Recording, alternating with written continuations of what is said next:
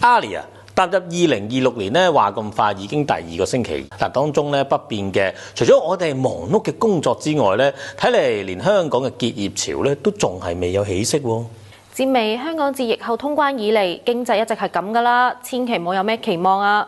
就好似喺大圍經營咗26年嘅老字號海鮮酒家，喺月頭都宣布即將結業，睇怕今年結業潮會陸續有嚟。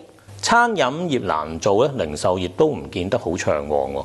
老牌百貨鮮師位於深水埗西九龍中心嘅分店咧，因租約期滿結束咗近30年嘅服務。目前佢哋喺全港得返2間分店。嗰班經常唱好經濟前景嘅高官，似乎要多啲落區問下一班打工仔點睇喎。有鋪頭執笠，自然就多咗人冇咗飯碗。東夫今集就揾嚟一名待業人士，回顧過去1年揾工情況，對結業潮持續又有咩擔憂呢？咁事不宜遲啦，立即東夫直認。